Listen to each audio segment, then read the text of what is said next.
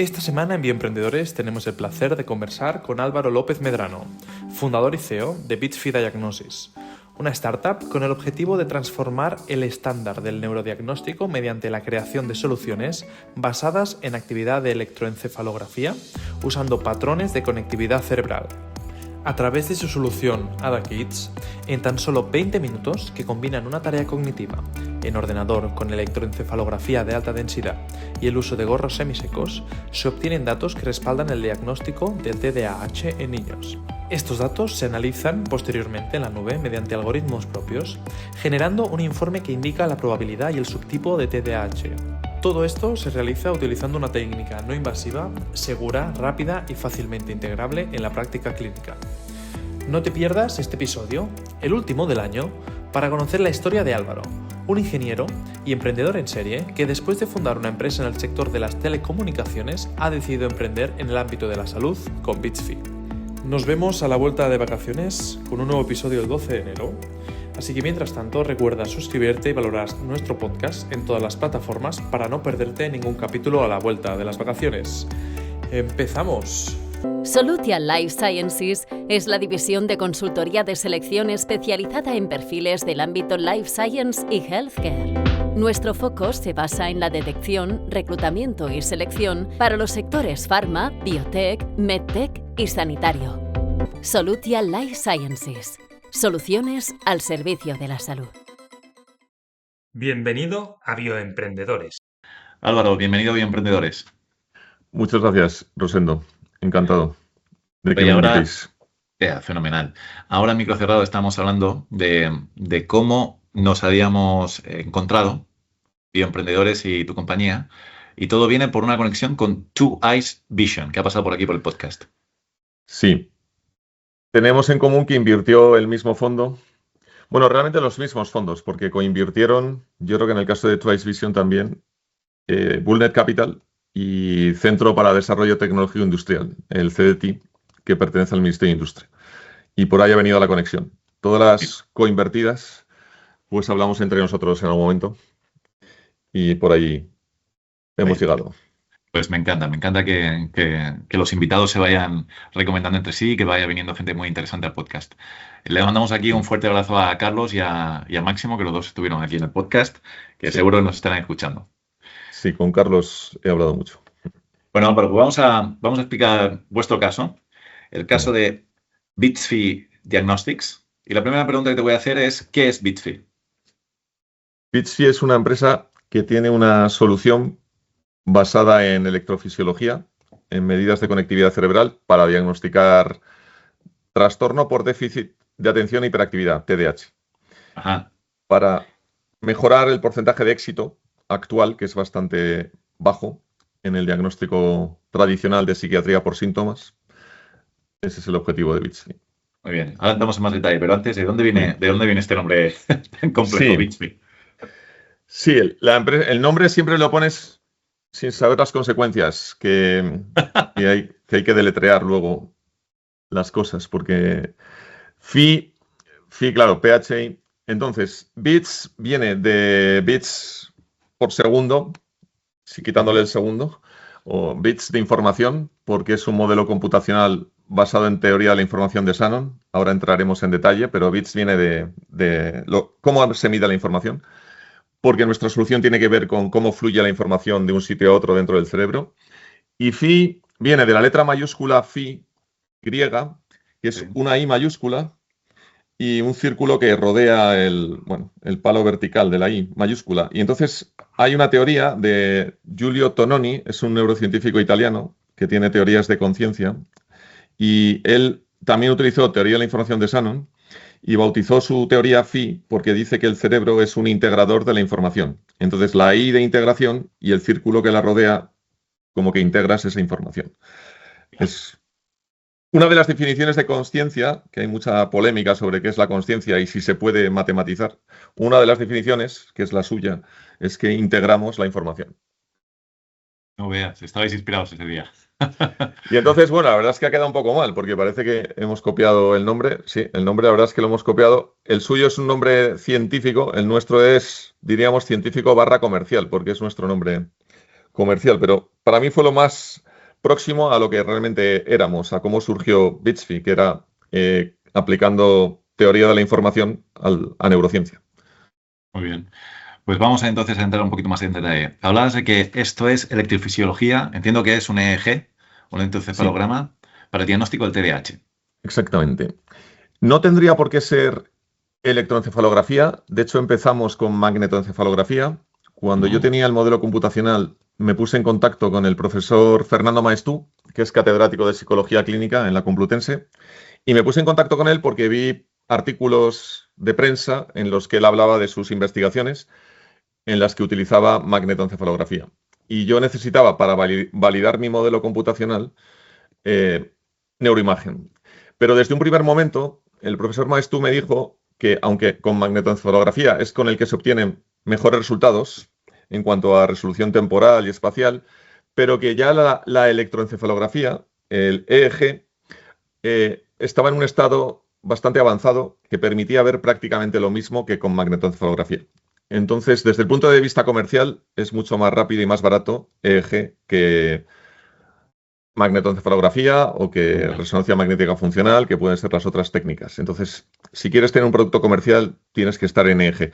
Nuestro EEG, si quieres lo comento, porque el EEG tiene mala fama por algunas razones, porque ha habido mucha pseudociencia con EEG. El detector de mentiras, por ejemplo, es un EEG y eso todavía no se ha validado científicamente. Y luego, para lo que se ha utilizado EEG históricamente, es para principalmente diagnóstico de epilepsia, que es algo bastante grosero, donde está el foco epiléptico y se puede ver fácilmente con pocos electrodos, sin necesidad de meterte en lo que nos estamos metiendo nosotros. Puedes diagnosticar el foco epiléptico, y también para pruebas de sueño, que tampoco requieren medidas de conectividad cerebral.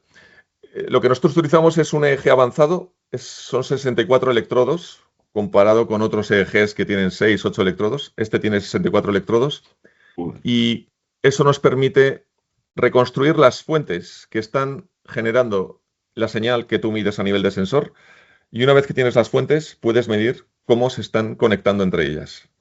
Y esa conexión es la que determina el que tengas un determinado trastorno o no, porque esas conexiones son las que pueden darte la señal, la pista de si está habiendo un problema cognitivo o no. Pero, vale, ok, vamos paso por paso. En primer lugar, ¿vuestro producto es el hardware o es el software? Pues es las dos cosas, pero realmente somos software. Nosotros nos vendemos más como software, aunque como necesitamos hardware, realmente desde el punto de vista regulatorio, por ejemplo, somos un medical device. Somos un medical device clase 2A o clase 2, dependiendo de que estemos en Estados Unidos o en Europa. Y por tanto tenemos que pasar las pruebas regulatorias correspondientes a un medical device. Pero si me preguntaras científicamente qué somos software. Pero necesitamos hardware. Necesitáis el casco con los electrodos para poder hacer las mediciones. Pero es un casco comercial, entiendo. Es casco comercial, es más que un casco, es un gorro. Más un gorro tipo piscina. Si piensas en algo que se parezca, es más un gorro tipo piscina. Y te necesita también un procesado que implica una máquina, además del casco. Y el coste, pues estamos hablando de a lo mejor alrededor de 30.000 euros. El tener, por ejemplo, una máquina en un hospital que pueda mandarnos el registro a nuestro servidor. Somos un modelo software as a service. Luego lo comentamos si quieres. Pero sí requiere una cierta inversión en hardware, nuestra tecnología. Vale, por tanto es el gorro con los 64 electrodos conectados a una máquina que envía información a un cloud, y vosotros ahí procesáis la información mediante un software con propiedad intelectual propia. Exactamente. En ese software combinamos modelo computacional con IA. Aplicamos IA para clasificar. Es una mezcla de lo que se llama data driven, que ahí entra la IA, y theory driven, que ahí entra el modelo computacional. Y lo que estamos haciendo es psiquiatría computacional, y si lees papers sobre psiquiatría computacional, lo que se dice es que ahora que se ha puesto muy de moda la IA, hay mucha tendencia a basar todo en data driven, pero que con el data driven no llegas donde hay que llegar, porque necesitas un modelo teórico que se combine con esa aproximación data driven. Ya veo. Oye, interesantísimo. Se me ocurren 50.000 preguntas, así que voy paso a paso. Pero antes de entrar en el producto con más detalle y hacerte todas las preguntas que tengo que hacerte, primero vayamos al problema. ¿Por qué es necesario en el TDAH, que es la indicación que habéis elegido? O empecemos todavía más atrás. ¿Por qué habéis elegido TDAH? Sí. El motivo de elegir TDAH, yo ya se lo comenté al profesor Maestú, porque además luego a lo mejor entramos en el modelo computacional. Mi modelo computacional tiene mucho que ver con por qué o cómo inhibimos estímulos y matematizar esa inhibición de estímulo no relevante. Con lo cual, bueno, la verdad es que fue mi mujer que me veía trabajar todo el rato en esto y fue la primera que dijo, cuando yo le hablaba de, oye, estoy matematizando por qué inhibimos estímulos, me dijo, pues el TDAH se caracteriza por la impulsividad, por ejemplo, y la poca capacidad de inhibición. Y entonces ya fue el primer trastorno que salió, que se puso sobre la mesa. Y el profesor Maestú lo confirmó porque dijo que la prevalencia es muy alta, mucho más alta que en otro tipo de trastornos, por ejemplo, espectro autista, mucho más alta. ¿De Y cuánto por tanto, hablamos? TDAH. pues hablamos, esa es buena pregunta porque como no se diagnostica bien, no está claro cuál es la prevalencia. Pero en media podríamos decir que 5%. En zonas donde está muy de moda diagnosticar TDAH, por ejemplo, la costa este americana, históricamente ha sido muy sensible a este tipo de, bueno, de tecnología o de ciencia y están en torno a un 11% de prevalencia. En cambio, la costa oeste, que no está tan de moda, están por debajo del 5%. En España, uno de los psiquiatras con los que colaboramos, el doctor Hilario Blasco, dice que está subdiagnosticado todavía en España. Lo que pasa que, como no es muy científico el diagnóstico, realmente todavía no se sabe cuál es la prevalencia de TDAH, si es mayor o menor de ese 5%. Pero bueno, por ejemplo, para que tengas una idea, en autismo estamos más en el 1% que en el 5%. Y en esquizofrenia más en el 1% que en el 5%. Para que tengas comparación. Además, en el TDAH, yo siempre he escuchado, no soy ningún experto, pero siempre he escuchado que ha habido mucho debate de si era una enfermedad, no era una enfermedad, o era más bien una moda que se está poniendo ahora con los chicos jóvenes. Totalmente. Lo primero que le dije al profesor Maestú es, si confirmamos que existe una conectividad propia de TDAH, es lo que se llama endofenotipo, que es intermedio entre el genotipo, si es que el trastorno es genético, que en el caso de TDAH está bastante defendido ya que sí que es genético, igual que otros trastornos. El genotipo es la expresión del gen correspondiente, ¿no? Bueno, es el gen correspondiente, mejor dicho. La expresión de ese gen a nivel externo es el fenotipo, cómo se comporta una persona que tiene ese gen propio de la enfermedad. Endofenotipo es el intermedio porque es ver dentro de, a nivel cerebral, qué expresión tiene ese gen, independientemente de los síntomas. Y aquí entramos en una de las claves. El diagnóstico en psiquiatría se ha basado siempre en síntomas y muchas veces, aunque tengas síntomas de un determinado trastorno, no quiere decir que lo tengas. Y al revés, aunque no tengas síntomas de ese trastorno, no quiere decir que no lo tengas. La única manera de ver lo que está ocurriendo es dotar al psiquiatra de rayos X. Ese puede ser un buen resumen de Bitsy, que hasta ahora no los ha tenido. O sea, que el problema que venís a resolver, está claro que el TDAH queda claro que que empieza a considerarse cada vez más una patología y que además tiene altísima prevalencia. Y el problema que venís a resolver es que no se diagnostica todavía correctamente. Exactamente. Hay muchísimo falso positivo, es decir, personas que no lo tienen y se dice que lo tienen, y al revés, falso negativo. ¿Vale? TDAHs mal diagnosticados que no están recibiendo tratamiento, ya sea farmacológico o no farmacológico. Ese es Y en media, el porcentaje de fracaso en el diagnóstico está en torno al 25%, Vale. que es altísimo. Ayúdanos a entender cómo se diagnostica hoy en día el TDAH, cómo entra el paciente en el sistema y cómo se diagnostica. Sí. Bueno, primero está el ojo clínico del psiquiatra o del neurólogo, que tienen sus criterios establecidos en un manual de diagnóstico que se llama DSM. En ese manual están descritos todos los síntomas asociados a cada trastorno y hay una serie de condiciones. Si cumples un porcentaje de todos esos síntomas que están descritos en DSM, eres TDAH.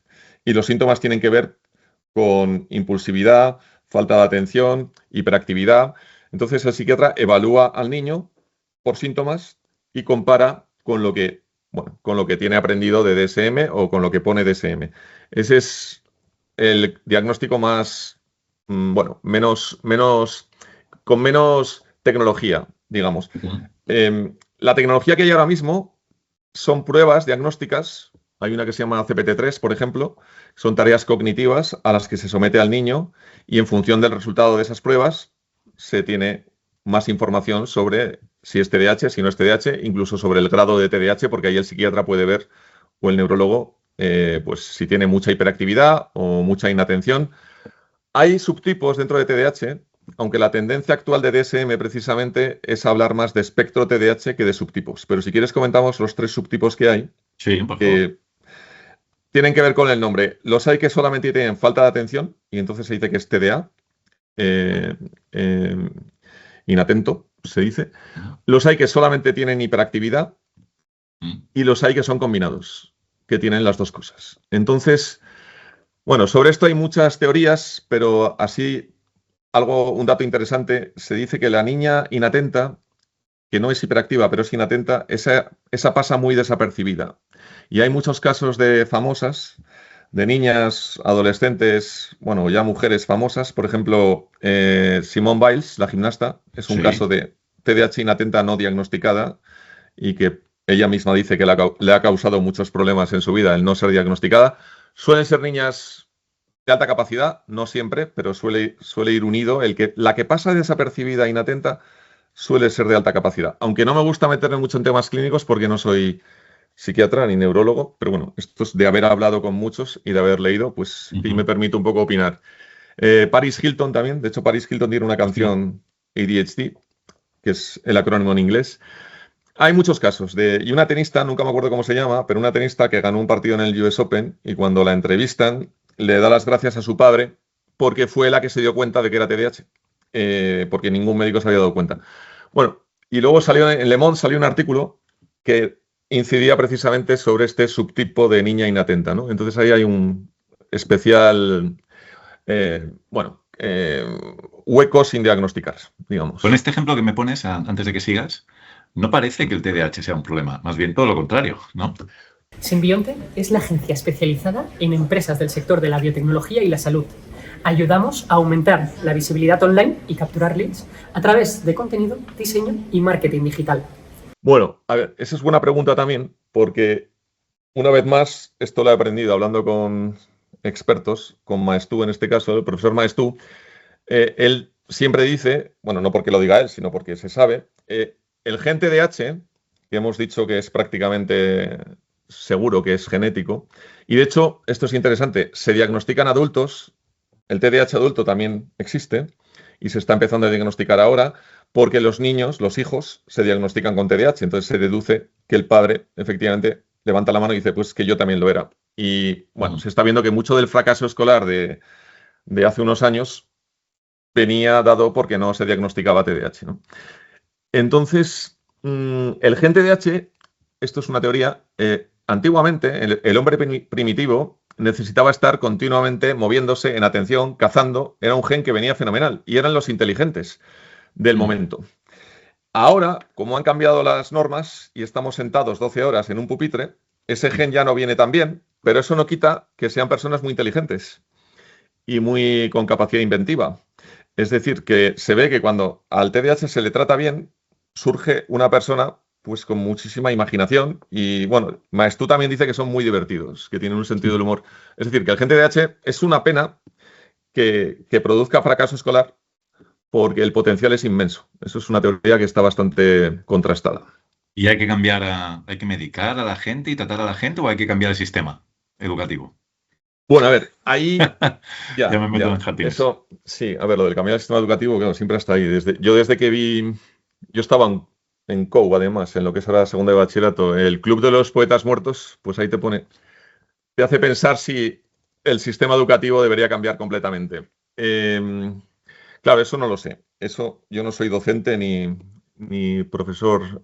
Pero, a ver, sobre lo de medicar o no medicar, tampoco me puedo meter ahí porque eso es decisión del médico. El médico, en función del caso concreto, decide si puede seguir un tratamiento farmacológico, si tiene que seguir un tratamiento farmacológico o no farmacológico. Lo que sí sé es que el tratamiento farmacológico, como no se sabe cuál es el sustrato neural del TDAH, no es un diseño ad hoc, es un diseño prácticamente teatral.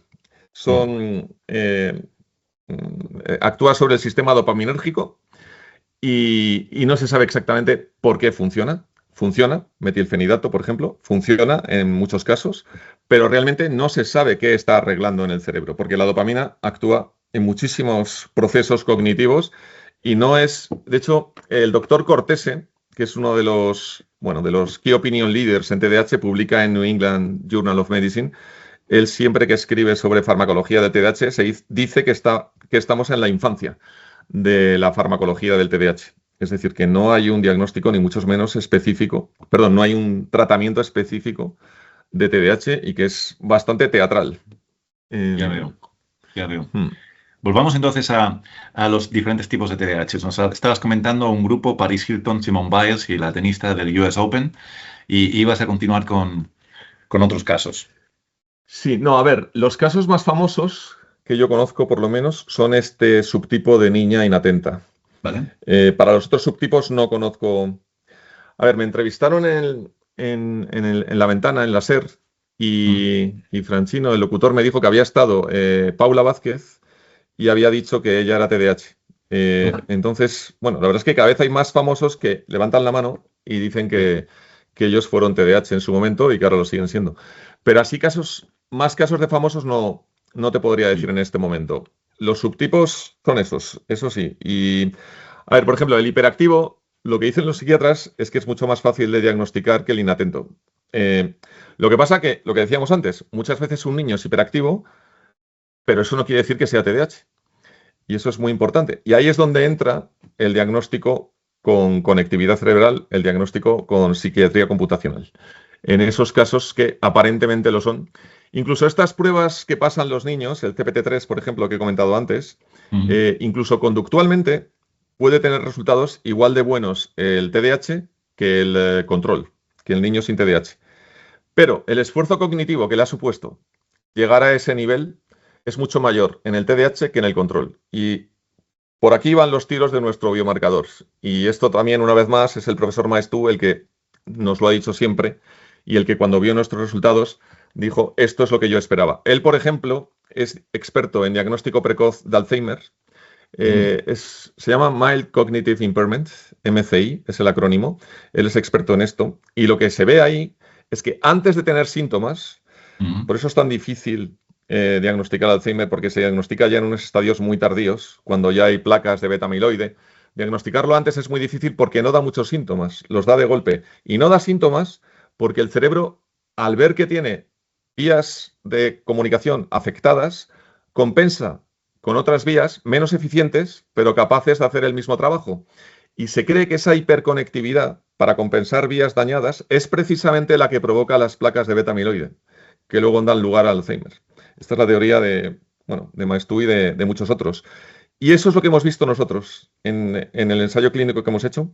Wow. Con la tarea cognitiva. Hemos visto que, aunque conductualmente el TDAH lo haga bien, nuestra tarea, luego si quieres entramos, tiene que ver con inhibir o no inhibir un estímulo, letras que te van apareciendo en la pantalla y dependiendo de si es vocal tienes que pulsar, si es consonante o no. Lo que hemos visto es que incluso, aunque conductualmente sea parecido el resultado, pero a nivel de conectividad es mucho más compleja, menos eficiente la conectividad del TDAH que la del control. Y eso cuadra con una cosa que si quieres... Déjame que rápidamente. Déjame hacer un resumen rápido para ubicarme. Me he quedado con que el TDAH es difícil de diagnosticar con los métodos actuales porque básicamente consisten en cuestionarios, en escalas, en evaluaciones, en revisión de antecedentes y quizás algunas pruebas complementarias, pero en fin, de psiquiatría. Y vosotros venís a aportar tecnología para poder ser más preciso en este diagnóstico. Y además me he quedado también con que hay diferentes tipos de TDAH y entiendo, esto lo entiendo yo, lo interpreto, que es difícil de diagnosticar los subtipos. ¿No? Sí. Entonces, ¿ahí también podéis aportar en la diferenciación de los subtipos o solo nos quedamos en la...? Sí podemos aportar, pero ya te he dicho que la tendencia últimamente es a no diferenciar demasiado y hablar más de espectro que de subtipos. Entonces, también queremos ser coherente con esa nueva tendencia de DSM, que es, bueno, pues foros de psiquiatras a nivel mundial que toman decisiones. Entonces, lo de diferenciar por subtipos ha estado muy de moda hasta ahora y ahora empieza a estarlo menos y se pretende no entrar tanto en eso. Vale, entonces así es como se hacía hasta ahora. Vosotros venís con el EEG, con 64 electrodos y este software de inteligencia artificial. Explícanos entonces cómo funciona, qué biomarcador habéis encontrado, si es que Bien. lo podéis decir, etcétera, etcétera, etcétera. Sí, hemos presentado patentes en Europa y en Estados Unidos y en un primer momento y ahora hemos abierto fase nacional en otros países del este. Es decir, que puedo hablar abiertamente del algoritmo patentado. ¿Habéis patentado algoritmo o habéis patentado biomarcador? Bueno, pues buena pregunta, porque... A ver, no, hemos patentado biomarcador. Lo que pasa que cómo lo redactas depende de la zona. Por ejemplo, en Europa te puedes basar más en conceptos biológicos, por ejemplo, redes neuronales afectadas, que es lo que iba a contar ahora un poco. Y en cambio en Estados Unidos están yendo contra patentes concedidas hace muchos años que tienen que ver con temas biológicos. Por ejemplo, hay una patente que han anulado recientemente en Estados Unidos, que es la que está basada en ver malformaciones en el feto a través del líquido amniótico. Esa patente la han anulado porque han dicho que eso pertenece a la vida, que son leyes de la naturaleza o que eso no lo puedes patentar. En cambio, en Europa y en China, por ejemplo, esa patente es perfectamente válida. Con lo cual, en Estados Unidos, aunque la patente es la misma, pero está redactada de manera diferente. Y nos hemos enfocado más en la tarea cognitiva que en las redes neuronales afectadas. Eso, bueno, se podría escribir un libro sobre esto, pero bueno. Y entonces, a ver, si quieres, aquí hay que combinar, lo que hemos hecho en Bitsby es combinar lo que ya se conoce sobre redes neuronales de atención en concreto, que es las que están implicadas en TDAH, como es lógico. Las redes neuronales se descubrieron, bueno, vamos a ver, Golgi y Cajal compartieron el Nobel. Esto habrá mucha gente que lo sepa. Mi experiencia es que debería saberlo más gente, porque para un Nobel que tenemos en medicina debería saberse la historia. Pero bueno, yo no tengo mérito porque mi padre es un loco de Cajal y no tengo ningún mérito. Pero la clave de lo que pasó con Golgi y Cajal tiene gracia porque aunque el que estaba en lo cierto era Cajal, que la neurona tenía una separación, había una sinapsis, no estaban unidas como defendía Golgi, y era la teoría neuronal de Cajal frente a la teoría reticular, pero a nivel funcional, y esto queda mal que lo diga siendo español, ha ganado Golgi, porque se ha demostrado que el cerebro funciona con redes. Que esto, cuando lo dices, muchos médicos se llevan las manos a la cabeza, yo lo digo porque lo he leído en libros escritos por médicos. Pero ahí Golgi demostró también cierta, bueno, pues visión de futuro, porque esto se ha descubierto además muy recientemente, en años 80, 90 como mucho. Y entonces, las redes neuronales son, pues eso, conjuntos de neuronas que están comunicándose entre ellas y que unen de esa manera puntos muy distantes del cerebro. Entonces, tenemos una red de atención que va por la parte baja del cerebro, lo que se llama la parte ventral.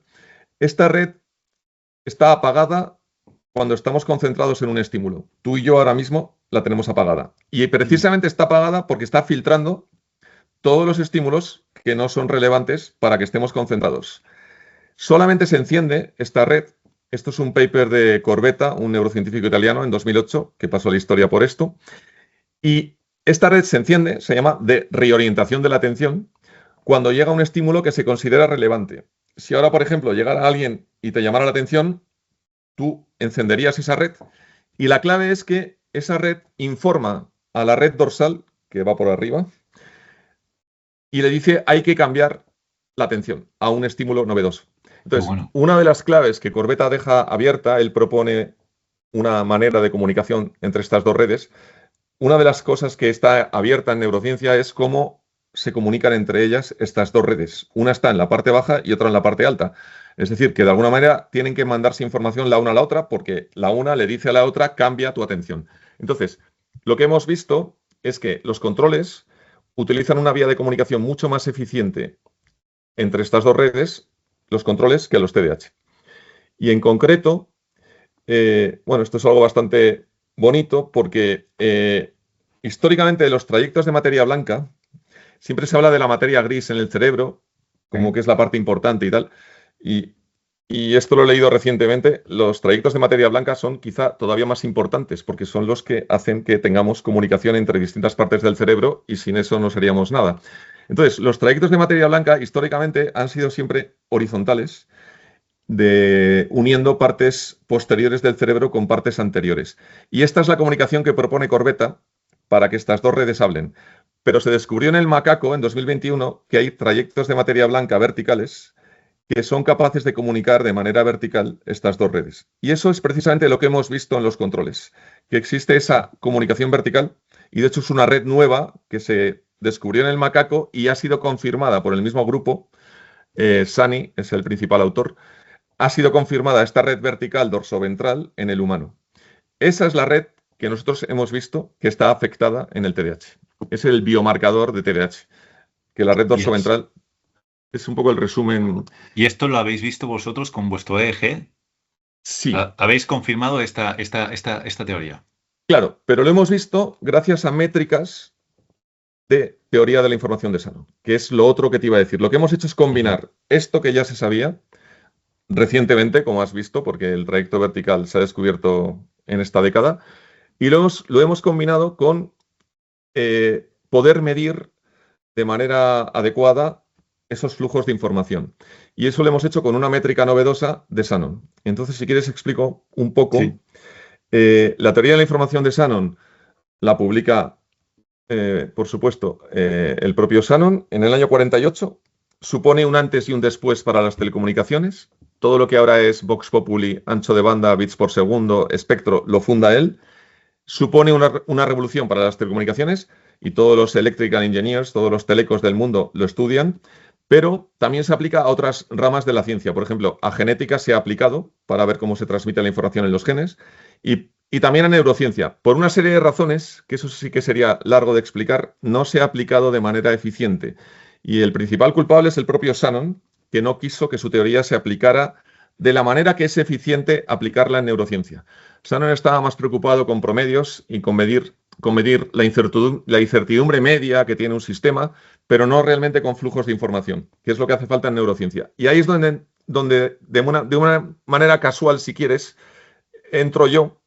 Y si quieres, bueno, luego lo contamos. Pero que vienes del mundo de las telecomunicaciones. No hace falta ahora toda la historia, pero vienes del mundo de las telecomunicaciones. Sí. Fue a través de un toy problem que se llama. No sé si has visto 21 Blackjack.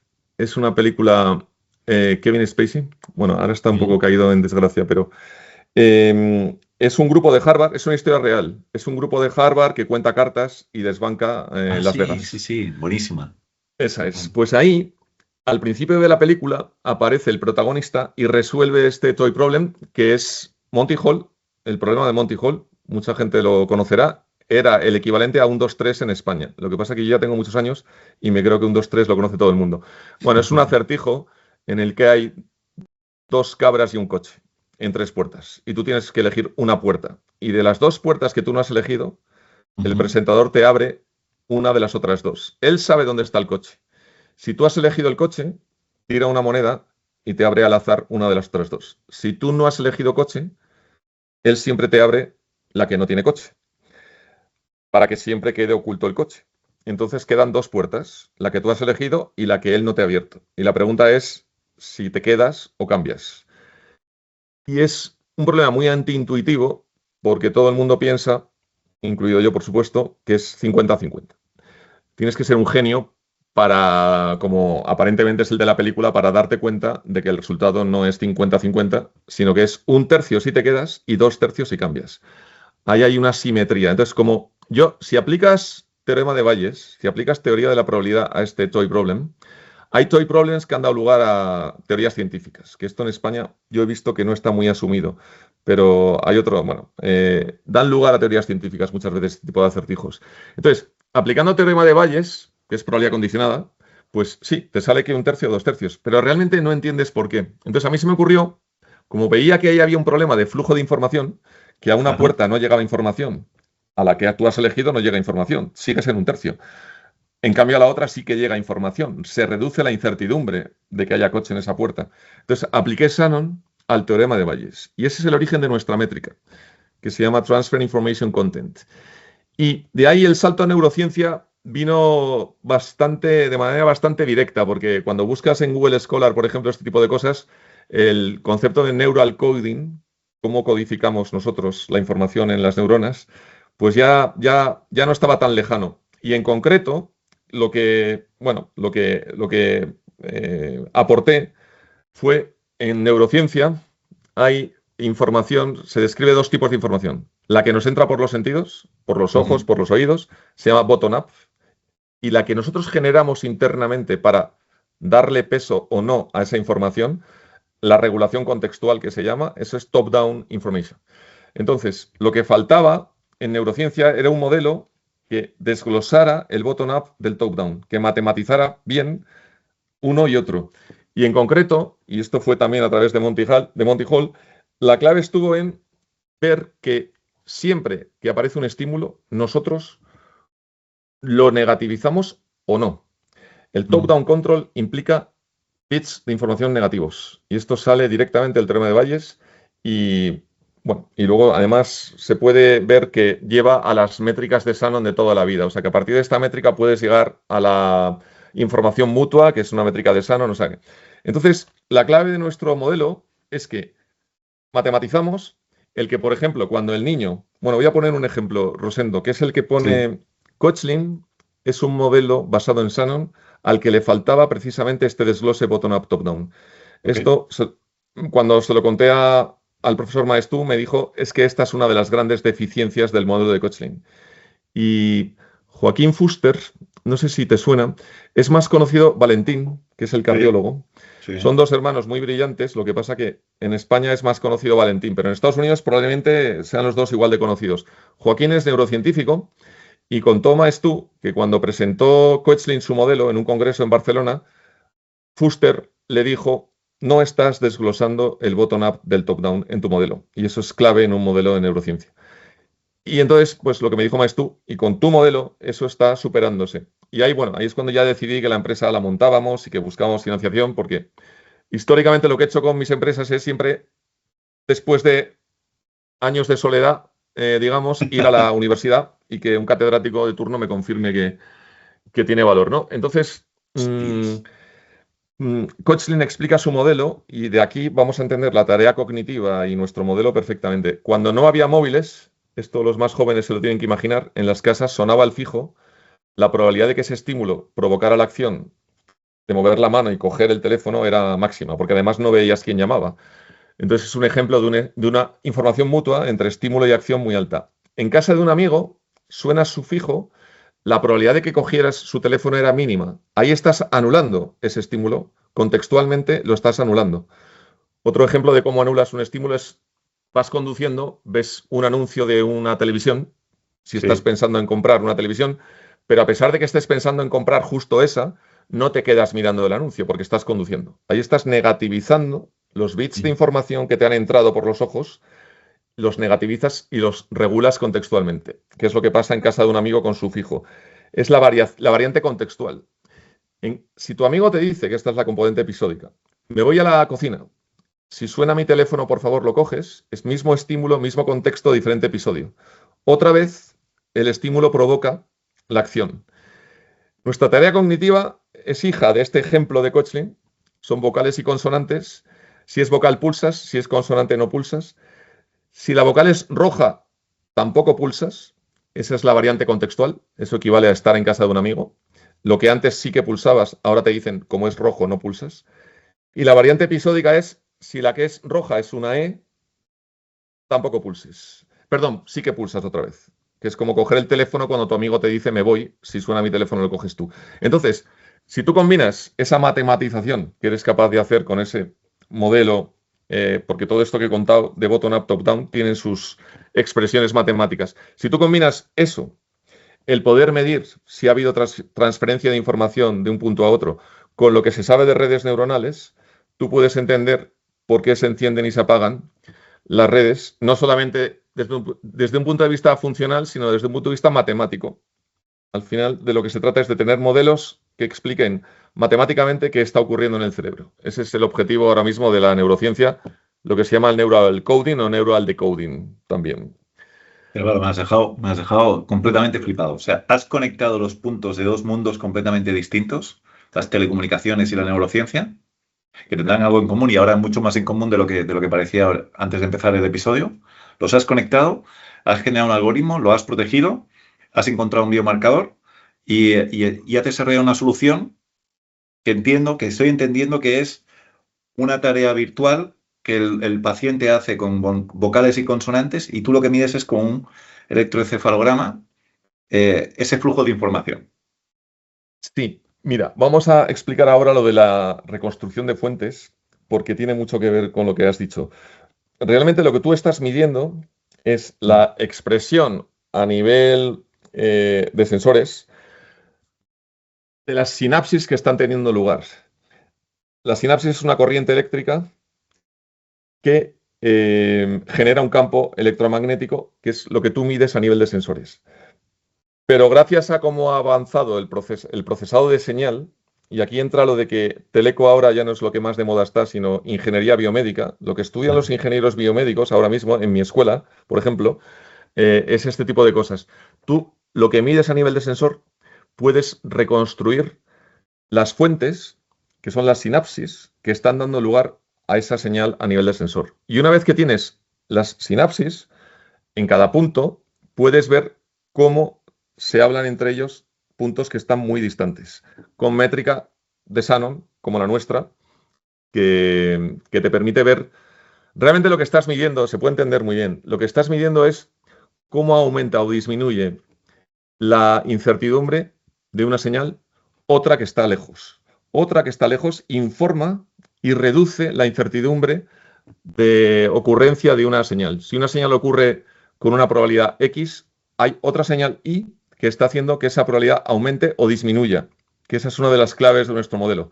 Lo que he contado antes, de cómo la información negativa anula el estímulo correspondiente, puede ser que incluso la información negativa sea mayor que la positiva y que el neto sea negativo. Esto sale matemáticamente, es un tema de discusión incluso a nivel filosófico, si la información puede ser negativa, y ahí hemos puesto luz nosotros también. Pero bueno, sí, es lo que has explicado y quería incidir en lo de la reconstrucción de fuentes. Source Reconstruction, lo llaman en inglés, por si alguien lo quiere mirar.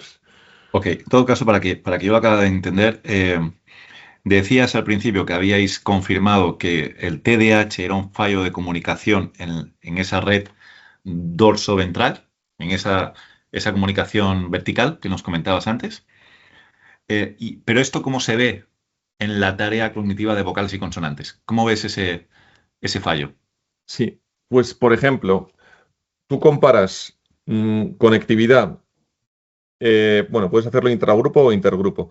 Tú puedes ver que cuando un control dentro de un mismo grupo, cuando el estímulo es relevante, tiene que haber un encendido de la red ventral, tiene que No, pero encenderse. sin entrar en la parte de flujos de comunicación, lo que quiero saber es, en esa tarea cognitiva, ¿dónde falla el TDAH? ¿Falla en la vocal? Sí. ¿Dónde A falla? ver, vamos a ver, lo que hemos dicho antes, no tiene por qué fallar para que se vea el biomarcador. Cierto. Es Vale. importante. Entonces, lo que se ve en el TDAH es que la comunicación que tiene lugar entre estas dos redes es la que proponía Corbetta precisamente, que implicaba un recorrido antero-posterior, posterior-anterior, de la parte posterior del cerebro, donde llegan los estímulos visuales. Implica zonas frontal inferior, middle frontal gyrus, es una parte que siempre se ve activa en Corbetta y en nuestro caso. Y de ahí, utilizando trayectos descritos de materia blanca horizontales, se conecta. Hay un mapa de prioridad en el parietal superior. Entonces, tú tienes que llegar desde zonas occipitotemporales aquí, tienes que llegar al parietal superior. Puedes llegar verticalmente por esta red dorsoventral o puedes llegar con implicación de redes intermedias. Hay una red que se llama cíngulo percular, que implica zonas frontales inferiores y el cíngulo. Y esa red es la que utilizan los TDAH para conectar las dos redes y no de manera vertical eficiente. Vale. O sea, tú detectas ese flujo de información ese camino de la información diferente en el paciente con TDAH. Y confirmas que hay TDAH ahí. Exactamente. Qué interesante. Porque es lo que nos sale que la conectividad propia el ensayo clínico han sido 170 sujetos. Entonces, lo que se ve es que la conectividad propia de los TDAH siempre, en un porcentaje muy alto, implica esa intervención de redes intermedias y no de una eficiencia vertical como la del control. Wow, bueno, pero esto es súper revolucionario, súper Eso revolucionario. a ver, es muy interesante. Esperemos que, bueno, pues que todo se confirme. El ensayo que tenemos que empezar ahora para tener la aprobación regulatoria. El primer ensayo. Notaba que me estaba adelantando. Sí, perdón. Sí, el primer ensayo con 170 sujetos está terminado. Sí. ¿Y este está publicado? Estamos justo en ello. Estamos a punto de publicar el primer paper. Estamos con los revisores cambiando lo que nos están pidiendo, pero Fenomenal. está a punto de publicarse. Sí. Vale, perfecto. Entonces, ahí es donde habéis confirmado este camino alternativo en el TDAH. Perfecto. En la patente está contado todo esto también. Si lees Vale. las patentes, pues las reivindicaciones, por ejemplo, que es la parte legal y la parte que puede... Ahí está todo este concepto de si tú ves que hay un camino que no corresponde a la red vertical dorso-ventral, entonces es TDAH. Vale. Entonces, decíais que ibais a empezar un nuevo estudio. Ahora. Sí, en este estudio, en este ensayo clínico, van a entrar todo tipo de trastornos, porque es población infantil en general. El que hemos hecho es el que se llama casos y controles. Ha sido solamente TDAH, diagnosticados previamente, y controles. Ahora entran niños con todo tipo de trastornos, incluido TDAH, y tienes que demostrar que eres específico de TDAH y que no te confundes con autismo o con dislexia o con trastorno desafiante de la conducta o del lenguaje. Hay muchos trastornos cuyos síntomas son parecidos y en los que hay muchísima confusión y en los que hay comorbilidad. Se dan varios trastornos a la vez. Incluso hay teorías, por ejemplo, en dislexia, la ocurrencia de dislexia y TDAH es bastante habitual, es muy alta, ¿no? Lo que se llama comorbilidad. Y hay teorías que dicen que cuando conviven los dos trastornos, no es que sea uno más otro, sino que es un tipo de trastorno distinto, TDAH más dislexia, distinto a TDAH por una parte y dislexia por otro. Y eso tiene que ver también con endofenotipos. Y ahí nosotros esperamos poder poner algo de luz también, porque es que la conectividad propia de dislexia más TDAH no es igual a conectividad de TDAH y conectividad de dislexia, sino que es una propia específica de la combinación de los dos. Hay tesis doctorales que han tenido bastantes referencias que defienden esto. Vaya, vaya. Ok, entendido el problema del TDAH, entendido la solución que estáis aportando, entendido dónde estáis con un primer estudio confirmatorio de casos control. Vale. Vamos a entrar un poco en parte de negocios para ver cómo esto se transformará el día de mañana en dinero. Porque hoy en día no estáis en el mercado todavía, ¿verdad? No, no podemos estar porque, aunque como hemos comentado durante nuestra conversación, somos más algorítmica, ¿no? y modelo computacional e IA, pero realmente de cara a regulatorios somos un medical device, clase 2A y clase 2, dependiendo de que sea Europa o Estados Unidos, y necesitamos marcado CE en Europa y FDA en Estados Unidos. Perfecto. Y para eso es para lo que hace falta, entre otras cosas, este ensayo clínico que hemos comentado, donde entran todo tipo de trastornos. ¿A cuánto tiempo estaríais en un marcado CE de una FDA clearance?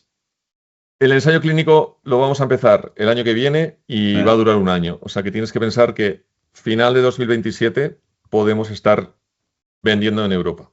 Y FDA es un poco más largo, es 2028. Ese es el roadmap que tenemos. Vale. Sí. Vale. Ok, ¿cuándo lleguéis al mercado? ¿Cuál es el modelo de negocio que os estáis planteando hoy en día? Sí. El modelo de negocio es lo que se llama revenue sharing. Nosotros pensamos que los healthcare providers, pues tipo Sanitas, Vitas en España y en Europa, y en Estados Unidos, en Estados Unidos es mucho privado, con lo cual ahí pues directamente estás en medicina privada. El modelo de negocio, por ejemplo, con un Sanitas de turno. Con Sanitas hemos hablado, Sanitas está muy interesado en nuestro producto, es consciente de que todavía no se puede diagnosticar con él por tema regulatorio, pero bueno, se puede decir que somos partners. Y Esto tampoco lo hemos hablado directamente todavía con nadie, pero lo que tenemos en mente es revenue sharing. Se cobra por nuestro diagnóstico un fee que suele estar, bueno, que tenemos pensado que esté en torno a 300 euros. Y hay una compartición que puede ser 50-50, 70-30, eso no está decidido, entre el Sanitas de turno y nosotros. El Sanitas de turno nos manda el EEG, bueno, lo has explicado perfectamente, y nosotros emitimos un informe que es de ayuda al diagnóstico, tanto para el médico como para la familia. Ok, entonces, quien paga, en este caso no es un producto financiado, quien paga es el usuario, la familia. Sí, es el usuario, bueno, ahí entra el tema de los reembolsos y todo esto, pero sí, paga el usuario. ¿Puede ser En el usuario o el Estados Unidos, seguro? sí, a ver, eso depende de la póliza que tenga cada.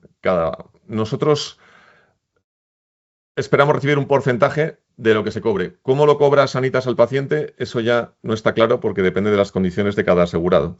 Pero tienes que pensar que es equivalente a una prueba diagnóstica que se está cubriendo ahora, que te la cubre Sanitas, y tú estás pagando mensualmente tu cuota.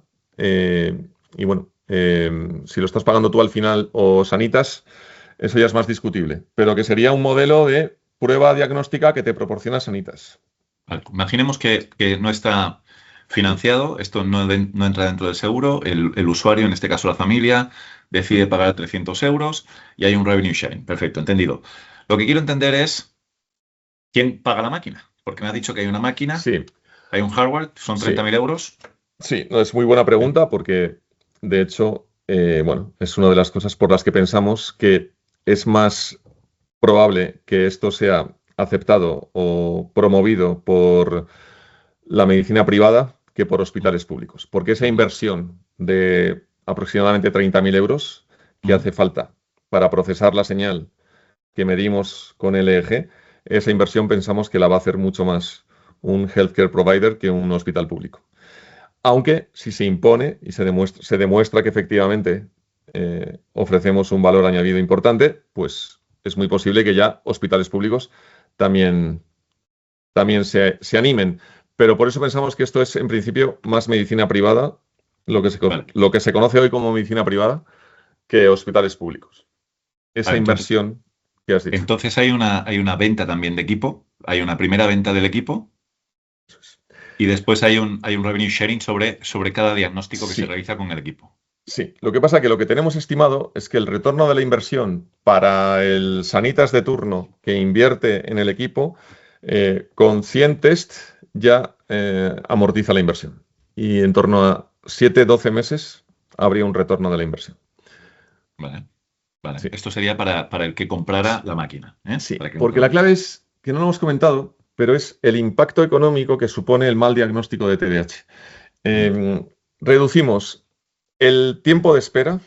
Nuestra prueba tarda 20 minutos y el informe lo emitimos no de manera inmediata, pero en 24 horas.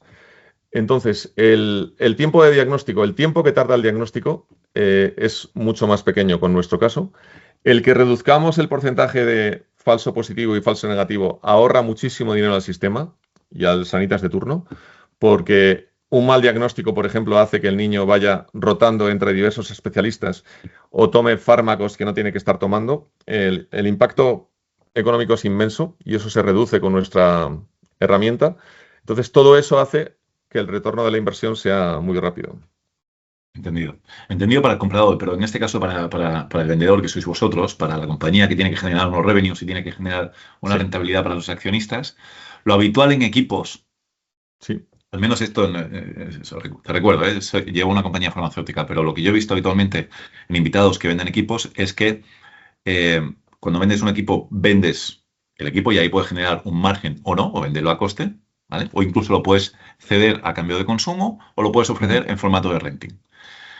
Pero bueno, hay una venta, vamos a suponer que hay una venta del equipo.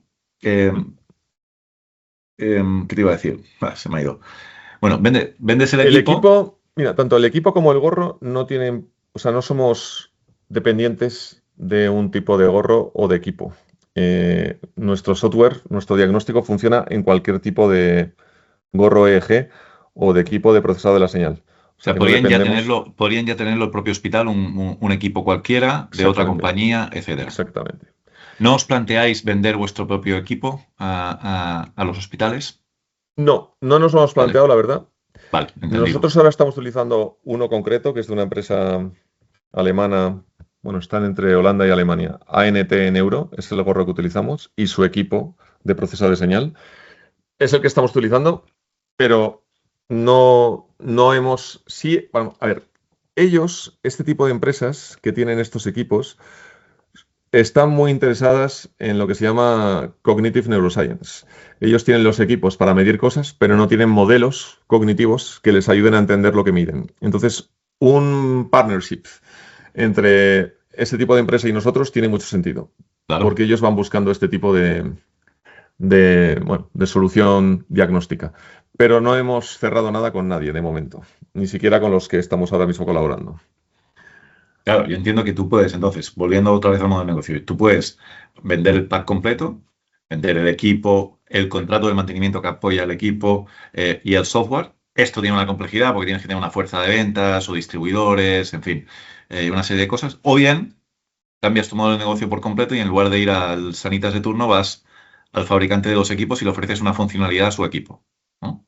Que sería un modelo de licencia o algo por el estilo. Posibles compradores incluso de la empresa, un exit Ujú. natural de Bitsby es un Philips de turno o un General Electric de turno. Y ha habido Ah, casos en el pasado donde ha habido este tipo de exits. Empresas que tienen un modelo cognitivo, un diagnóstico y lo compran gigantes del sector de EEG, que tienen equipos EEG y les interesa poder ofrecer esta prueba diagnóstica. O sea que esa es una salida natural de Bitsby, que la vale. tenemos Philips presente. y GE Sí, tienen equipos de EG. sí. Y tienen historias pasadas de compras de empresas con soluciones no como la nuestra, de diagnóstico de TDAH con conectividad, pero, pero equivalentes. En otros verticales, en otras Sí, indicaciones, ¿te refieres? sí. ¿Y por qué siendo esto así, siendo un camino natural, siendo un modelo de negocio lógico, Mm. eh, ¿por qué no hasta ahora no habéis tenido conversaciones con estos grandes players? Ya, porque, mira, y eso es una máxima que he tenido siempre. No es mía, me la dijo uno de los que empezó otra de las empresas que he fundado, eh, que era compañero en Andersen Consulting, lo que era Accenture, Sí, sí. y él fue el que me instó a hacer planes de negocio y buscar inversores de verdad, fue gracias a él. Y entonces siempre me dijo una cosa que se me ha quedado grabada: no hay que buscar que te compren, ya vendrán a comprarte. Ahí es cuando llega la gran Sí. compra. Entonces, para mí, que un Philips de turno nos compre, debería venir provocado porque vea que estamos teniendo éxito, primero, nosotros, con los sanitas de turno, por ejemplo. Que nuestra herramienta esté consolidada y que esté validada. Entonces es cuando yo creo que ese tipo de operaciones. Porque ir ahora se podría hacer perfectamente, o cuando tengamos el regulatorio aprobado, pero mi idea es que yo creo que podemos andar solos en un primer momento y luego ya vendrán. Pero bueno, esto No, no no, está decidido 100%. estoy de acuerdo contigo en esta apreciación, pero las conversaciones no son tanto para buscar una venta, sino las conversaciones son, Mm. en esta etapa, para darte a conocer, para conocer quiénes son los decision makers dentro de la organización, para que ellos vean en qué área estáis trabajando, para que también puedan darte feedback de qué tipo de estudios les gustaría, de qué estrategia regulatoria les gustaría, de qué tipo de partners le gustaría con los que trabajaras. A lo mejor no le vale con que trabajes con el Hospital Puerta de Hierro y quieren que trabajes con el Hospital no sé qué, Sí. por no sé qué. ¿Eh? O qué tipo de key opinion leaders necesitan para validar tu tecnología. ¿Sí? Muchas veces, deja, Mira, deja sí, que, no, es muy interesante que- todo esto. que acabe con esto Mm, porque esto es un buen aprendizaje para los emprendedores, ¿no?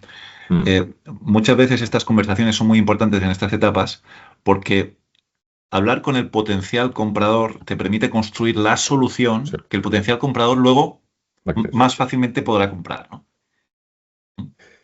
Sí, mira, aquí no sé si influye, y esto es un tema un poco polémico, pero mi pasado con con otra aventura empresarial. Entonces, sí, yo creo que influye un poco. A ver, esto no sé si es bueno o malo que lo hagan los emprendedores. Vamos a la historia, porque a micro cerrado me has contado alguna cosa y creo que sé por dónde vas. Sí. Si te parece. Bueno, la historia todavía no la voy a contar. Si tú me preguntas, Sí. yo la cuento. Lo que iba a decir es que hay que tener mucho cuidado porque aquí el espionaje industrial está a la vuelta de la esquina. Entonces, mi teoría es, hasta que tú no seas bastante potente, no hables demasiado con la competencia, sobre todo si son Goliaths y tú eres un David. Entonces, mientras tú puedas crecer como David, no hables demasiado con Goliat, porque es así de triste.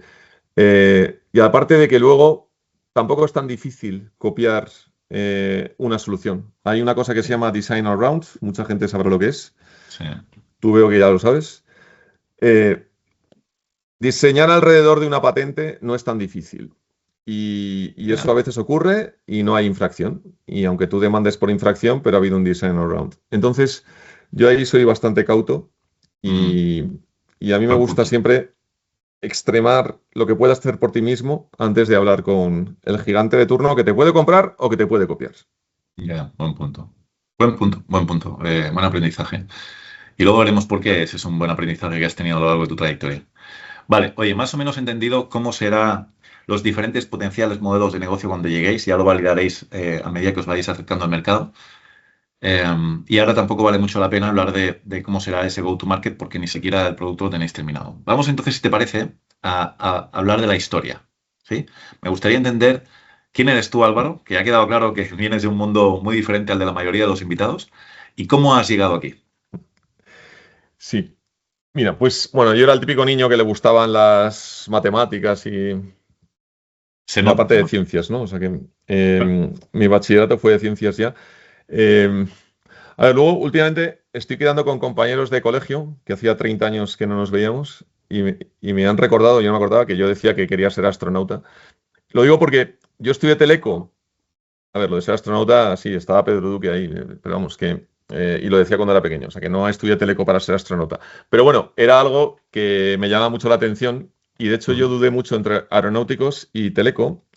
Y estudié teleco porque me dijeron amigos de mi padre que eran ingenieros de teleco que si lo que me gustaba eran los aviones, el 80% de un avión es teleco. Es aviónica y comunicación con la torre de control o el sistema de aproximación de aterrizaje, que eso es realmente lo que me gustaba de los aviones. Con lo cual yo estudié teleco para estudiar cosas de aviones.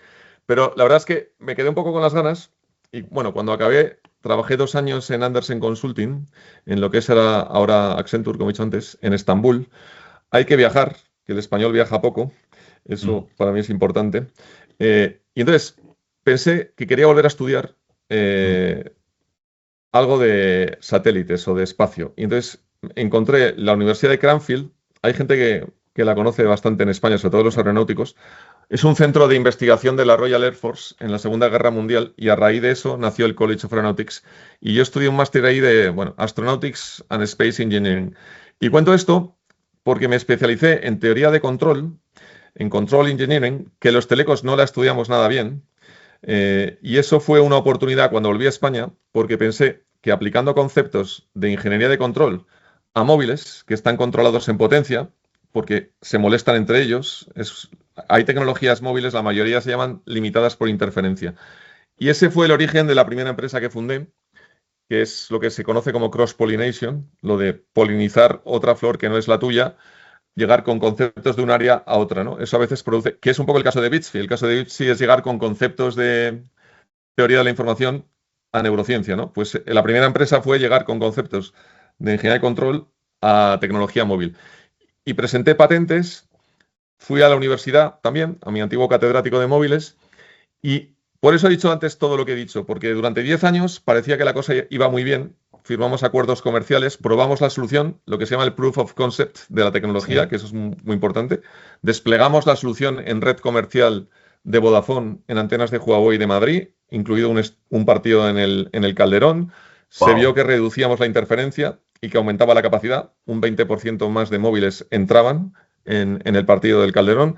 Cuando todo parecía muy bonito, nos dimos cuenta de que la industria nos había copiado absolutamente todo y toda la industria. Y entonces ahora mismo hay más demandados por nuestra parte que no demandados. Hemos demandado a toda la industria móvil de antenas y de terminales. En Estados Unidos, principalmente, Apple, Samsung, LG y AT&T y T-Mobile por infracción en antenas de Nokia y Ericsson. Y en junio del año pasado, 23 años después de fundar la empresa, tuvimos nuestro primer resultado positivo porque ganamos contra Apple en Delaware. Tremendo. El que quiera una historia exactamente igual, no voy a contar el final de ellos, pero hay una película que se llama, bueno, Fractus, se parece bastante, como ya hemos comentado alguna vez. Sí. De hecho, son pioneros, nos adelantan en algunos años en una historia parecida, aunque ellos es antenas, no es tanto software. Pero hay una historia muy, muy parecida, que es el código que valía millones. Lo han traducido así, es el código que valía The Code that was worth 1 billion. Es Google Maps, lo inventan alemanes del este y se lo copia todo Google. Y demandan en Delaware. Yo cuando he visto la serie y veía las tomas de Netflix. ¿La conoces? No, la estoy buscando. La estás viendo ahí, sí. Pues es todo muy, muy parecido, porque también tienen que levantar financiación para demandar en Estados Unidos, en vez de Apple a Google. Pero el juicio, por ejemplo, lo volví a ver después del mío y parecía que me habían robado a mí imágenes, porque es que era salir de mi hotel e ir al juzgado donde había ido yo por las mismas calles. O sea, es una historia muy, muy parecida. Y lo que supone... Por eso comentaba antes que hay que tener mucho cuidado, porque está a la orden del día. Y aparte de que no solamente es entre David y Goliat, entre ellos también, en el caso de los móviles, por ejemplo, hay un concepto que es Smartphone Patent War. Hay una guerra de patentes. Qualcomm y Apple se han demandado 1000 veces, Apple y Nokia 1000 veces, Ericsson y Nokia, o sea, y Qualcomm, o sea, todos contra todos, Goliaths contra Goliaths también. Entonces eso es algo que el emprendedor tiene que tener muy en cuenta. Patentar, para mí está bien, pero también hay que guardarse secreto industrial o cierto know-how. No desvelar absolutamente todo en la patente. Eso es lo que nos ha salvado a nosotros también. Y lo que espero que también nos salve en Bitsby si tenemos que llegar a eso. O sea, siempre guardarse algo. Hay gente que directamente dice que no hay que patentar y que es lo peor y que es hacer público tu secreto. Bueno, eso habría que verlo porque, bueno, habría que discutirlo porque hay dos cosas. El que te concedan una patente es un aval de que eso es novedoso. Y por otra parte, también puede permitir un modelo de negocio basado en royalties por esa patente, que puede ser por litigar por ella, que es igual de válido que royalties por las buenas. O sea que el tener patente te permite el diseñar un modelo de negocio. Tremendo caso. Yo me he leído bueno, conozco muy de cerca a la gente de Fractus porque salen de la Politécnica de Cataluña y además el fundador, Rubén, hizo un libro explicando el caso y lees el libro y lo vives casi en primera persona. Es alucinante. Pero esto demuestra lo importante. Es muy bueno. Demuestra lo importante que es patentar, como decías tú antes, y lo importante que es no tirar la toalla cuando un Goliat, porque la gran mayoría de personas y la gran mayoría de emprendedores, que son gente ya de por sí atrevida, cuando viene un Goliat, pues pues abandonan. Pero no hay que abandonar, puedes litigar y puedes ganar, como lo habéis demostrado vosotros dos, ¿no? Sí, es cierto. Y levantar financiación, si tú demuestras que tienes un caso sólido, es posible. O sea, hay despachos de abogados expertos que son los que emiten la opinión. En la due diligence que tienes con el fondo, siempre hay un despacho que puede ser el tuyo, el que va a ser luego tu despacho, que emite opinión. Entonces, si el porcentaje de éxito está por encima del 70%, la probabilidad de que inviertan es muy alta. Porque es que se dedican a eso. Es que invierten en demandas por infracción de patente. Es que no pueden invertir en otra cosa. Este mundo, vamos, es súper ajeno a nosotros, pero menudo mundo. Inversores invirtiendo en compañías pequeñas para demandar a compañías grandes y abogados viviendo a base de exit, de success, ¿no? Muchas veces. Bueno, no exactamente. En este caso no. De hecho, la mayoría de los casos, los primeros que cobran antes que el fondo son los abogados. Tienen una parte de éxito, pero pequeña. Bueno, tengo compañeros, esto entre broma y entre serio, cuando... Es que esto no sé si lo puedo contar, no, mejor no lo cuento, esto lo cuento en entornos más privados. Lo que ha costado en abogados la demanda de Apple, solamente diré que yo les llamo mileuristas porque cobran a 1000 euros la hora e invierten muchas horas. Las dos cosas son verdad. Y entonces lo que cuesta al final es de locos. Y eso ya se lo han llevado, por decirlo directamente. Han hecho un gran trabajo, de hecho hemos ganado. Pero aunque hubiéramos perdido, se lo habrían llevado igual. El que no se lleva nada si pierdes es el fondo. O sea, el que se la juega es el fondo. Los abogados no se la juegan tanto. Ya. Te dicen que tienen un 70% de probabilidades para que el fondo ponga la pasta y haga caso. Estás dando en muchas claves, porque hay mucha picaresca sobre eso. Sobre, oye, yo digo que esto tiene un 90% y me llevo la pasta. Entonces, lo que pasa que, por otra parte, lo que yo he visto, por lo menos en nuestro caso, es que son muy serios. Y si no ven que un caso es fuerte, pues no lo dicen. Aunque muchas veces dependes del discovery, que es un proceso en Estados Unidos. Estados Unidos es un gran país para demandar por infracción de patente, porque el ocultar pruebas, bueno, y por otros delitos, la ocultación de pruebas te lleva a la cárcel directamente. Y entonces no ocultan pruebas. Y si tienen que darte el código, te lo dan. Y eso se ve también en la serie que os he comentado. Entonces, y es el único país del mundo en el que eso ocurre. En otro país no accedes al código. Entonces, lo que también se hace es que una vez que tienes el código en Estados Unidos, bueno, esto no sigo porque ya me metía en temas muy confidenciales. Esto cuando lo pueda contar lo cuento. Perfecto. Pero oye, te agradezco muchísimo todo lo que nos estás contando. Muy bien, entonces... No, al revés. A mí que me des la oportunidad es un placer. Porque no hay gente tampoco en España que sea sensible, mucha gente que sea sensible a estas cosas. Ya. Entonces tienes menos mérito porque eres ingeniero y entonces sabes lo que es esto. Si fueras solo periodista, yo creo que te costaría más entender todo esto. Ya, puede ser. Bueno, entonces sucede esta aventura, que por cierto, ¿cómo se llamaba la aventura, este proyecto? Se llama TOT Power Control. Okay. Sí, es la empresa que ha demandado. Vale, este proyecto sigue vivo, entiendo, y sigue con potenciales litigios a otras compañías grandes que están en marcha. Pero aparte de todo esto, decides iniciar otros proyectos. Sí, esto es lo que se suele llamar emprendimiento en serie, que en mi caso es en paralelo, porque me hubiera gustado acabar uno y empezar otro. Sí, la verdad es que, hombre, a ver, cuando emprendes, una de las cosas que me di cuenta es que hay momentos en los que tienes tiempo. Más que si estuvieras trabajando en una empresa con un horario fijo, que hay tiempo para investigar, pues a lo mejor no tienes. Pero en cambio, cuando emprendes, hay momentos en los que a mí me pasó que tuve tiempo para dedicarme a Bitsby. Pero también es verdad que no surgió Bitsby, lo de Monty Hall, que fue el origen. Yo todavía no tenía en mente, ni mucho menos, que de ahí saliera una empresa.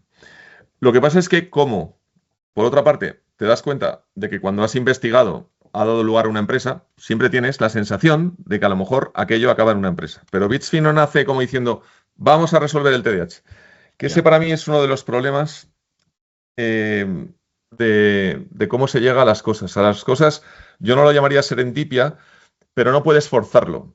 Porque eso es muy complicado. O sea, si yo, por ejemplo, hubiera leído cuál es el problema de las métricas de Shannon que se están estudiando en neurociencia o que se están aplicando para neurociencia, que hay problemas y hay muchísimos artículos que te hablan de por qué Shannon no se ha aplicado bien, es casi seguro que a mí no se me hubiera ocurrido cómo solucionar ese problema. Yo llegué de casualidad un poco a neurociencia con una métrica que resultó que era la manera apropiada de aplicar Shannon a neurociencia. Eso sí es más probable que pase, pero no forzándolo. Entonces, lo que yo defiendo y lo que me gustaría que más gente hiciera es notar que estás haciendo algo novedoso. Bueno, a ver, no me quiero comparar con Einstein, ni muchísimo menos, por favor lo pido, pero sí quiero poner esto, porque pienso, Einstein decía que era muy malo leer mucho. Y claro, en el caso de Einstein hay que matizarlo. Y yo creo que, y hay otra frase de Cajal, que es también parecida a la de Einstein, y que es, no hay temas agotados, sino hombres agotados en los temas. Eso lo veo mucho en los doctores, en los que están haciendo el doctorado. Están agotados en su tema y llegan ahí, pues de alguna manera a lo mejor recomendados por el director de la tesis, pero no llegan de una manera fresca a su campo de investigación. Para mí la clave es llegar a un terreno, por ejemplo, en el caso de Power Control, yo me di cuenta que los ingenieros de Qualcomm, que son los que más han patentado sobre esto, no eran, por cierto, tú eres industrial, lo estudias mucho mejor que nosotros, la ingeniería de control, servomecanismos. Pues para centrales nucleares, por ejemplo, los algoritmos que se utilizan para centrales nucleares es exactamente el mismo que con el que hemos ganado nosotros a Apple. Tiene que ver con lo que pasó en Chernóbil, de wind up, cuando se satura el sistema, o cuando se satura el, el, el alerón de un avión, por ejemplo, o el flap. Llega un momento en el que no puedes deflectarlo más. Eso se llama wind up. Cuando un móvil entra en un túnel o en una zona de atenuación se llama wind up. Y el algoritmo, lo que yo me di cuenta es que los ingenieros de Qualcomm no tenían ni idea de ingeniería de control. Y patentaron cosas sin saber lo que ya se sabía de ingeniería de control. Entonces, es un poco lo que yo percibo, que hay que llegar a los campos con savia nueva y los investigadores están un poco agotados en su tema, ¿no? Ya veo, interesante. Bueno, ¿cómo llegas entonces o sea, ¿cómo empieza la serendipia? ¿Conoces al profesor que has mencionado varias veces? ¿O es que lo vas a ver a propósito porque te interesa un tema concreto? ¿Cómo Lo voy a empieza? ver cuando ya tengo... O sea, en el caso, por ejemplo, de los móviles, antes de ir a ver al profesor, lo publiqué en un congreso, Vehicular Technology Conference, que es semestral. Este es Spring y Autumn, ¿no? Este era en Orlando en 2003. Y entonces me aceptaron el paper. Uno de los revisores dijo, y eso para mí supuso una motivación extra, esto es un solid background para el problema de Power Optimization en 3G. Entonces, cuando leí eso, pensé que efectivamente tenía algo interesante. Y cuando ya tenía el paper, fui a hablar con mi catedrático de móviles. En el caso de Bitsby, no tenía nada publicado, pero sí tenía un paper ya escrito, sin publicar, donde decía que había, pues eso, superado la deficiencia del problema del modelo de Koechlin. Y eso fue cuando fui a hablar con Maestu. Hostia, yo soy un catedrático, me viene un outsider con un paper a punto de publicar en mi campo, me quedo a cuadros. ¿No? Pero, no, pero ¿por qué exactamente? Bueno, porque joder, tú estás metido en un campo, lo que decías antes de los investigadores, estás metido en un campo durante muchísimos años y de repente viene alguien de afuera, no con una idea loca, sino con algo ya incluso escrito. Sí. Hostia, esto supongo que a él le dio llamar la atención esa conversación. Sí, a ver, para mí fue un momento muy emocionante porque fue equivalente a lo de cuando me dijeron en el congreso del revisor. Eso fue online, no fue directamente cuando dijeron que era un problema sólido, un fondo sólido, ¿no? Un background, nunca sé traducirlo. Entonces, claro, cuando le contesto a Maestu, para mí fue muy emocionante porque él vio que efectivamente resolvía el problema del desglose bottom-up, top-down, ¿no? Entonces un poco se echó para atrás, dijo, pero esto es ciencia. Entonces, cuando dijo esto es ciencia, claro, para mí que un catedrático diga eso, pues fue muy emocionante porque él estaba pensando que era ciencia de verdad. Y ahí ya es cuando me puse a tope, cuando ya busqué financiación y ya pues empecé a escribir la patente, vamos, que eso no lo hemos comentado, pero que también es bueno. Se dice que publicar primero y patentar después. En España no se patenta mucho porque te has cargado tu propia patente con una publicación, ¿no? Está el acrónimo de PUPA, ¿no? Bueno, que para mí lo de Maestu fue un refrendo fundamental, claro, sí, es lo que tú dices, claro, cuando llegas a un catedrático en esos temas y te dice que es interesante, pues eso es una validación muy importante, claro. Bueno, tienes la validación en lo que estabas trabajando, que parece que puede ser algo interesante para unas patologías como el TDAH, y de aquí, claro, constituyes la compañía, pero necesitas financiación. Entonces, ¿cómo empieza esta primera Pues mira, financiación? la verdad es que tiene gracia porque los que casi invierten en la primera empresa fue el propio Bullnet. Yo les conocí porque me los presentaron en 2003, justo después de publicar el paper que he comentado. Y la due diligence que estaban haciendo coincidió con que yo hice una presentación en el NH Abascal. Yo lo de Friends and Family no sabía muy bien lo que era, probablemente porque había vivido desconectado del mundo en Cranfield y en Estambul. La burbuja tecnológica empezó y explotó sin yo enterarme, porque yo estaba en el extranjero y estudiando cosas, no sé, esto no dice nada en mi favor, pero fue así. Y entonces, en 2003 me los presentan y yo había oído lo que era Friends and Family Y para mí Friends and Family era todos tus amigos, todos los amigos de tu padre, todos los amigos de tus amigos, y reúno a 300 personas en el NH Abascal de Madrid y todos invierten, más o menos todos, 3.000 euros y levantamos 1 millón.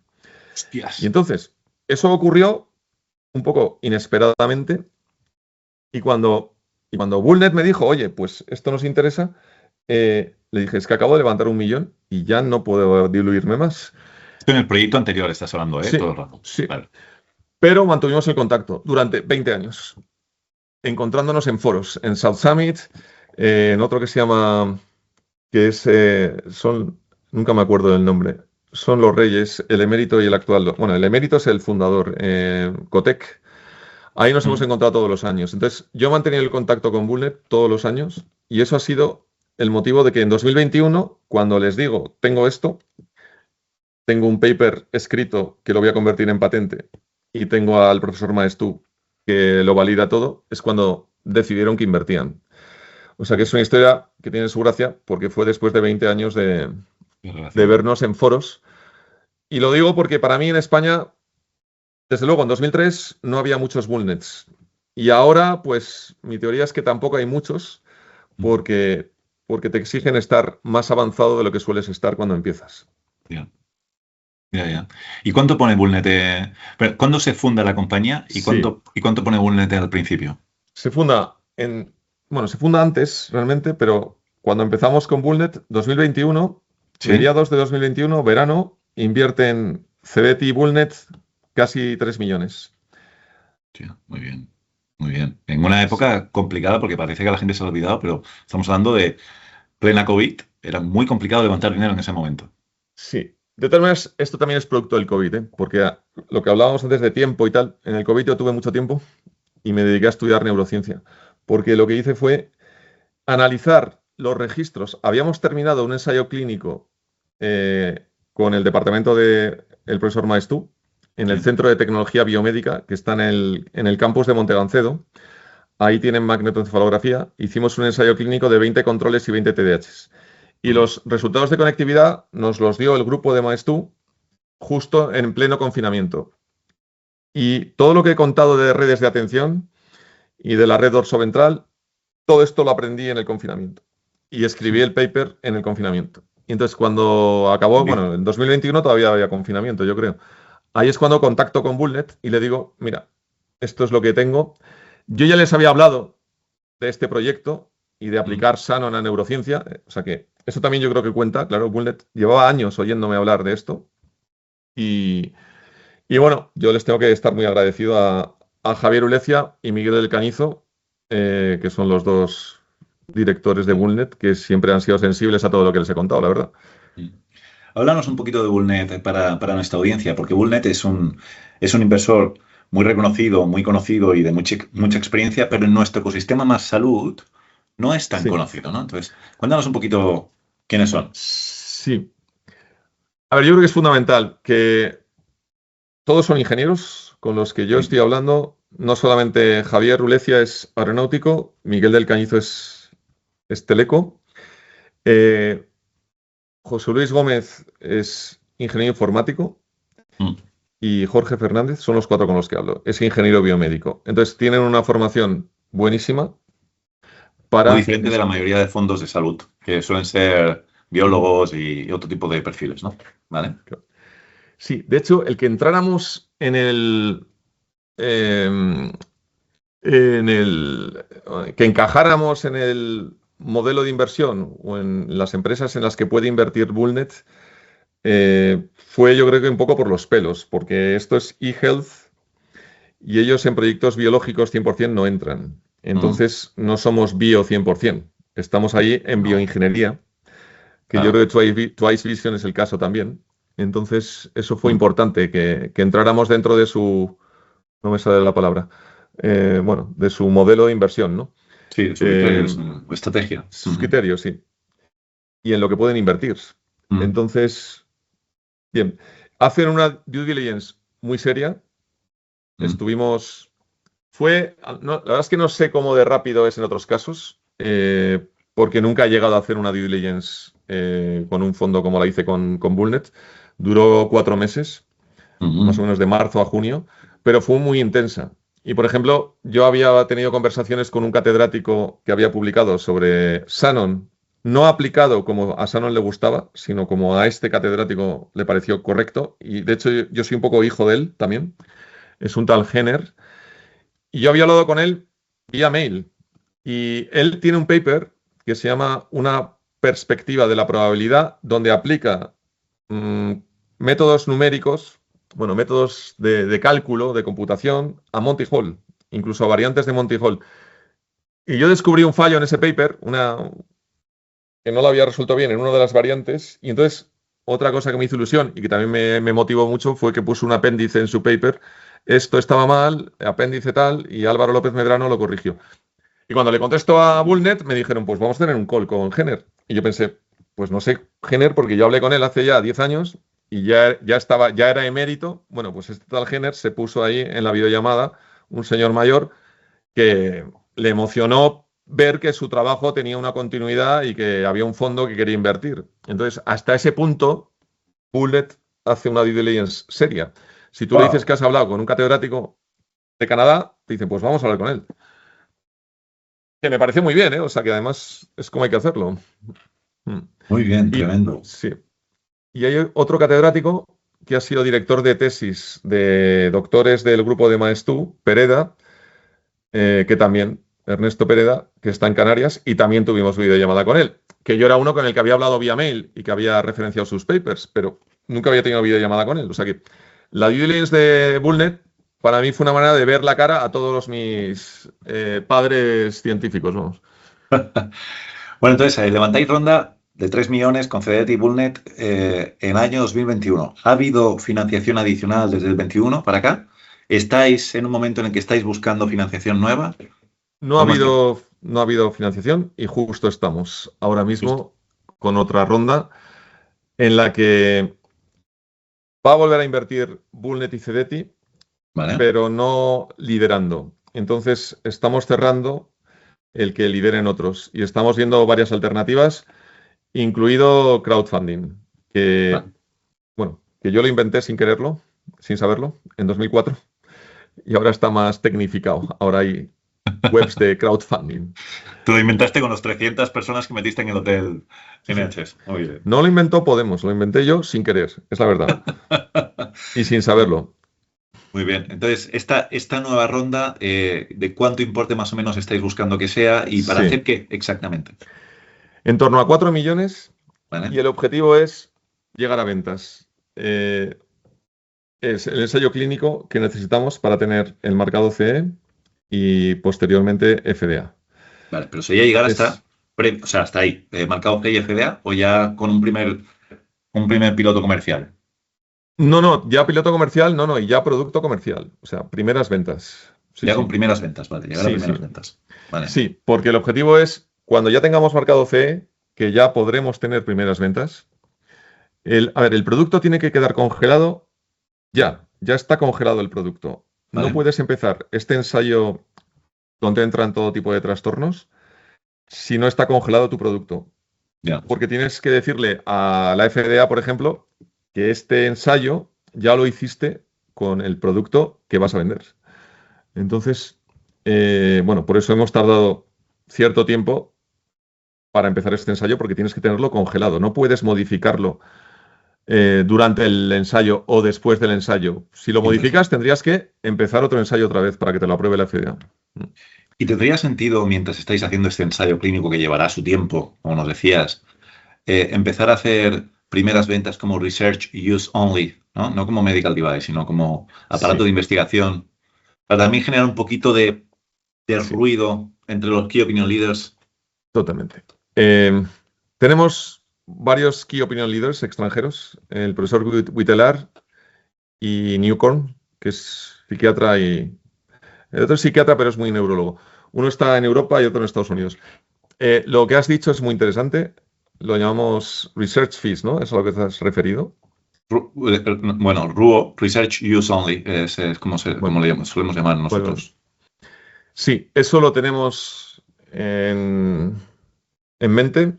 Y en Estados Unidos, principalmente, es donde nos gustaría poder hacerlo. Incluso con alguna farma, no lo hemos comentado, hemos hablado sobre todo de diagnóstico, pero también Mm. hay, y es lo que se llama diagnostic biomarker, ¿no? Pero también está treatment biomarker, que Sí. también significa dos cosas. Treatment biomarker puede ser que a ti te interesaría saber, por ejemplo, un niño que está recibiendo tratamiento farmacológico, cómo es su conectividad antes y después del tratamiento. Porque si tú, por ejemplo, confirmas que la conectividad después del tratamiento se parece a la del control más que a la del TDAH, o sea, que han modificado su conectividad, eso es una Brutal. confirmación de por qué ha funcionado el fármaco. Brutal. Que el mecanismo de acción o lo que genera ese fármaco le interesa mucho a la farma. Y luego, durante un ensayo clínico de un fármaco, para ver la dosis, si la subes o la bajas, en un fármaco de diabetes es muy fácil, un biomarcador. Tú puedes ver cómo está siendo la dosis, si tienes que subir o bajar, pero en un psicofármaco, la única manera de ver si la dosis es la adecuada es con medidas indirectas, por ejemplo, con EEG. Entonces, si tú al que está haciendo el ensayo clínico, a la farma de turno, le dices que no está modificándose la conectividad en absoluto, sabe que tiene que subir la dosis, o al revés. Y eso es lo que se llama treatment biomarkers. Hay libros sobre esto, es bastante novedoso, pero es otra de las aplicaciones de Bitsby. Y te digo esto porque lo de Research Use Only, ¿no? ¿Cómo lo has llamado? Bueno, no, ¿cómo se llama? Que yo no lo sabía. Ahí sí que entra, por ejemplo, una farma en financiarte o en pagarte por ayudarle a un treatment biomarker. Y para eso no hace falta tener un producto aprobado por la FDA. O sea, Claro. es una manera de tener ingresos antes de tener el regulatorio. Súper interesante. Y incluso cuando el producto esté ya con marcado CE y FDA, a la farma le puede interesar mucho promover el uso de este dispositivo, la adopción de este dispositivo, para que los médicos diagnostiquen más y puedan tratar más con su medicamento, ¿no? Sí, sí. O sea, hemos hablado con farmas que han estado muy interesadas, por ejemplo, Takeda. Lo que pasa es que Takeda últimamente ha estado más en temas de narcolepsia y no encajamos del todo. Pero sí, sí, lo que has dicho es exactamente así. Hemos hablado con Rubio, Laboratorio Rubio. Son los reyes del metilfenidato aquí en nuestro país. Y todo esto que hemos comentado, bueno, en concreto al director, vamos, a Pelayo, le interesa mucho porque le ayuda a explicar por qué funciona el metilfenidato y por qué es eficiente, que la conectividad ha variado. O sea que sí, hemos estado ya en contacto con farmas y esperamos estarlo en el futuro. Sí. Pues qué bueno, me alegro muchísimo que hayáis hablado con Pelayo. Pelayo, por cierto, ha pasado por aquí, por el podcast de Bioemprendedores. Ha explicado la historia de Rubio, cómo está creciendo, cómo se ha impulsado en los últimos años, precisamente con el metilfenidato y el TDAH. Y además pues la voy a ver, en cuanto acabemos. Sí, sí, tienes que hablar con él. Y además no, digo la entrevista con él. Ah, la tienes que escuchar, sí, sí. Sí, no, con Pelayo hemos hablado bastante y seguimos en contacto. O sea que voy a ver la entrevista y ya se lo diré. Sí, la verdad que sí, te va a gustar y además es miembro de MEDEX, que antes en Microcerrado estuvimos hablando de MEDEX, que es el fondo de inversión o el club de inversión desde el que nosotros hacemos inversiones. Es uno de nuestros miembros y un buen amigo, ¿no? Pues encantado de que estéis teniendo estas conversaciones. Yo, de hecho, estaba pensando constantemente en él mientras escuchaba tu episodio. Sí, sí. Hemos hablado con él y cada vez que hemos hablado ha sido muy interesante. Y le ha gustado. Mandamos un fuerte abrazo desde aquí, que seguro que nos escuchará. Por supuesto. Bueno, oye, se nos acaba el tiempo, Álvaro, y podríamos estar hablando de tecnología y de futuro y demás, pero se nos acaba el tiempo, así que me gustaría ahora entrar, si te parece, en la parte de preguntas personales, para conocerte a ti un poquito más allá del empresario, del fundador, del emprendedor. ¿Sí? Sí, fenomenal. Venga, pues voy a lanzarte la primera pregunta, que sería un lugar para ti para perderte. Muy buena pregunta. Puede ser un lugar físico o un lugar, digamos, no físico, ¿eh? Entre libros o entre lo que sea. Pues mira, yo en las piscinas me encuentro muy bien en todos los sentidos. O sea que sería una piscina. Ah, sí, mira tú. Sí, Esto no me lo habían dicho. Sí, yo... sí, no es que sea muy nadador, pero es un sitio para mí donde me refresco en ambientes como el de Madrid y leo y pienso y tengo momentos eureka. Por eso lo digo. O sea que sería no sé, lo primero que se me viene a la cabeza, ¿eh? Fenomenal. Una piscina Piscinas. con vistas al mar. Ahí me perdería yo, sí. Fenomenal. ¿Una afición que tengas o un vicio que nos puedas compartir? Sí. A ver, a mí me gusta mucho el deporte. Las dos cosas, ¿eh? El deporte de sofá. Yo creo que hasta de dardos sé bastante. De deporte, o sea, de verlo.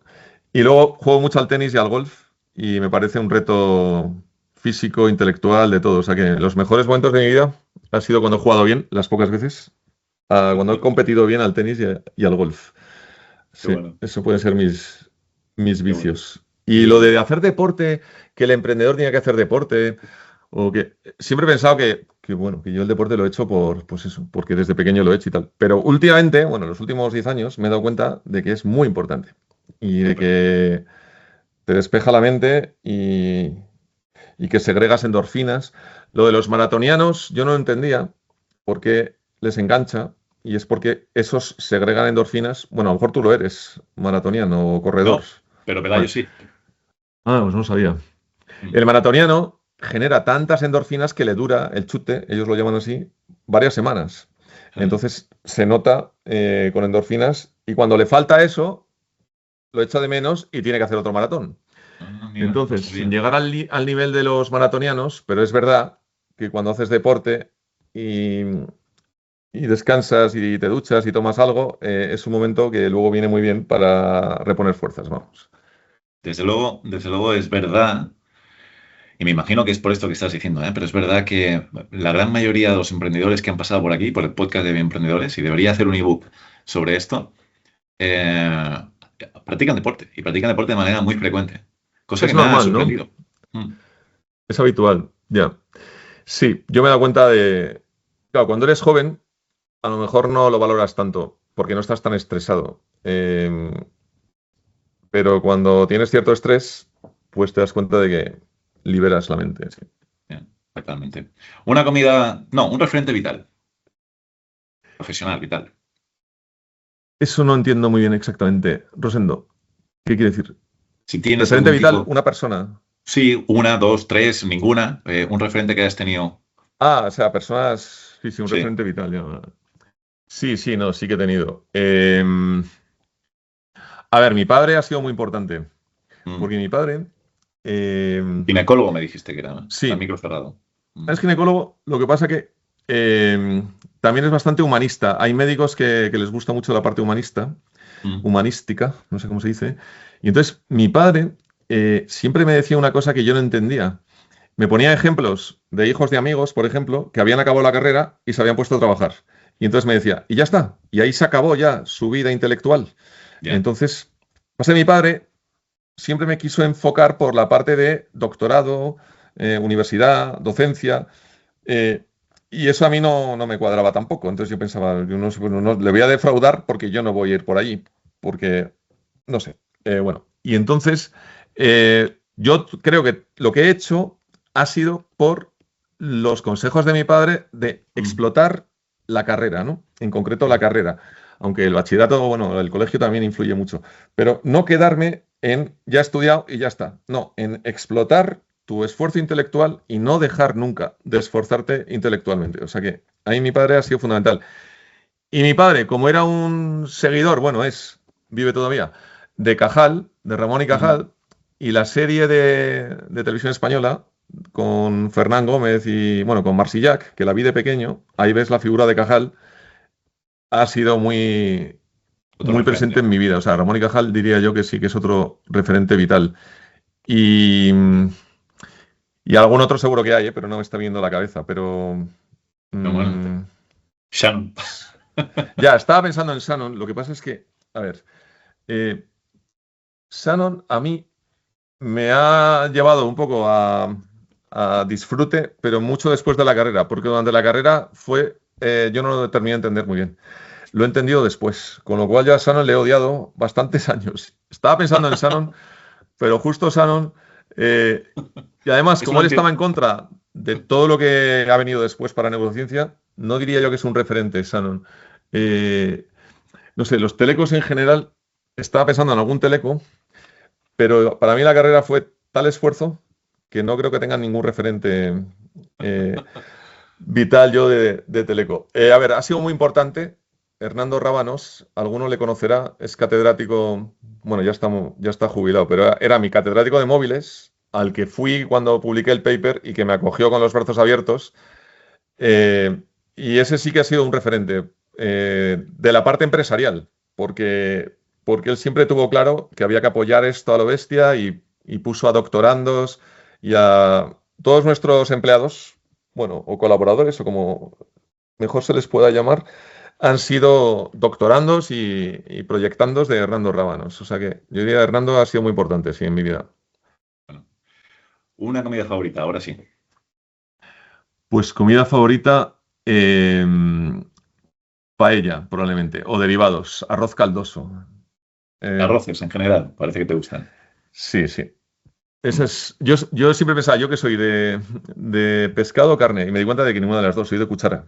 Porque todo lo que es fabada y arroz caldoso y todo esto es lo que me gusta, sí, sí. Muy bien, muy bien. Un contenido que consumas de manera habitual, en forma de libro, podcast, serie, artículos, etcétera, que nos puedas recomendar. Sí. A ver, no sé si pega mucho, o sea, no sé, pero yo me he suscrito a Wall Street Journal hace un par de años y me ha cambiado la vida, porque ¿Sí? sí, a mí sí, porque me he dado cuenta, políticamente yo nunca me entero muy bien de qué cogea cada uno, o sea que políticamente tampoco sabría decir si es muy republicano o muy democrático, pero para todo el tema, por ejemplo, ahora de si está la burbuja de IA pinchando o no está pinchando y no sé qué, te das cuenta de que ahí lo lees con 2 semanas de antelación, o sea que los periódicos españoles hacen eco 2 semanas después. Sí. Y, y luego, pues, a ver, yo he leído muchos libros de neurociencia, como te puedes imaginar, últimamente. Lo que pasa que los que más me han gustado no eran lo más científico del mundo tampoco, sino que era un poco más filosofía por ejemplo, temas de conciencia. De eso he leído muchísimo. No lo he contado, pero el modelo que he contado, lo de Koechlin, es un modelo atencional, de la atención humana. Y el nuestro, el de Bitsy, es un modelo atencional. Pero cuando empiezas a investigar sobre temas de atención, aunque no quieras, te metes en teorías de la conciencia, consciousness en inglés. Porque, no digo en inglés porque en español nunca he tenido claro si era conciencia o conciencia, con S o sin S. Ya me doy cuenta de que es sin S, también vale sin S. Entonces, de ahí salen muchísimos libros de filosofía, que son los que he leído últimamente. Porque una de las discusiones más candentes ahora mismo en el mundo científico es la relación entre atención y consciencia. Si, por ejemplo, para ser conscientes de algo tiene que haber habido atención previa. O, por ejemplo, si la atención es consciente o no. Si es un paso previo a la consciencia o ya es consciente. Ese tipo de discusión. Entonces, la teoría de Tononi es de consciencia y está basada en Shannon. Yo venía de un modelo atencional de Shannon, con lo cual encajaba perfectamente para unir atención y consciencia, porque hay a la teoría de Tononi de consciencia, que habla de que la consciencia es que la suma de las partes no es igual al todo, el todo es más que la suma de las partes. Ese tipo de cosas son las que mide Tononi con métricas de Shannon. Le falta la pata de atención a la teoría de la consciencia de Tononi, que se llama de integración. Mi modelo era de atención de Shannon, con lo cual era perfecto para unificar las teorías de la atención con las de la consciencia. Y algún paper que tengo por ahí para publicar está relacionado con esto. Y he leído muchos libros de este tipo de cosas. Pero es un tema muy polémico.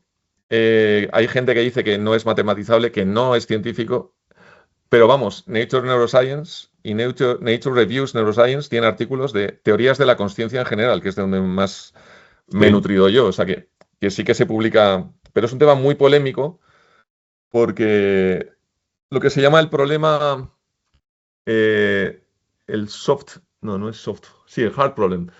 No, el hard problem. El problema duro de la consciencia es hay gente que dice que no se va a resolver nunca, que es explicar el por qué la experiencia de cada uno de nosotros es subjetiva. Tú estás teniendo una experiencia consciente distinta a la mía y distinta a los que nos van a escuchar o nos están escuchando. Y eso hay gente que dice que no es matematizable, que es un misterio y tal. Bueno, te he contado esto porque me has preguntado qué leía, ¿no? Me he ido por las ramas. Pero me quedo con una referencia que nos has dado durante todo el episodio, que es El código que valía millones, que está en Netflix. Me quedo con ese porque, te lo digo porque hacemos siempre un ebook que compartimos en vacaciones para que la gente lea o vea aquello que los emprendedores que pasan por aquí recomiendan. Y recomendaste esa serie que me parece muy, muy apropiada de poder ver. No sé si quieres recomendar algún libro concreto. No, estaba pensando en series, que no sabía si me habías preguntado también si veo series y tal. O sea, Sí, serie, película, lo que sea que quieras recomendar. Sí. Película o serie, sí, seguro que tengo alguna. Hay un libro que se llama The Information. The Information. Sí, que es un tal Blake, nunca me acuerdo, que me parece maravilloso, lo debería de leer todo el mundo, porque te explica el concepto de información, cómo ha aplicado históricamente a todo y cómo en el fondo todo es información y no sé qué, o sea, es una maravilla. Es el James primero que me Blake. aplico. Ese, James Blake.